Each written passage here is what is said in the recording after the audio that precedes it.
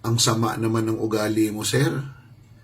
Pag kayo magpa-preskon, pag kayo magsalita, okay lang. Alipustahin nyo si Vice President, okay lang. Pag si Vice President na magsalita, sasabihin nyo doon na lang sa trial, wag sa media. Ano yan? Kayo lang ang may karapatan na magsalita sa media at ipahayag sa taong bayan ang inyong saloobin. Wala bang karapatan ng Vice Presidente na magsalita?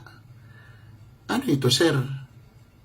Gusto nyong kontrolin ang iisipin ng mga tao? Gusto nyo kayo lang ang pakikinggan? Hindi naman pwede yun, sir. Nasaan na yung logic mo, sir? Nasa bulsa, nasa bangko. Sorry, sir, ha? Sorry, sir. But, ako, I don't admire people who dictate others what to do. Meron tayong sari-sariling utak, sir, at ikaw higit sa lahat ay nakakaalam niyan. May freedom tayo gamitin ang ating utak as long as hindi tayo lalabag sa batas. But this one, sir, this is a deal breaker. Sumobra ka na. Di ba? Sayang ang kwarta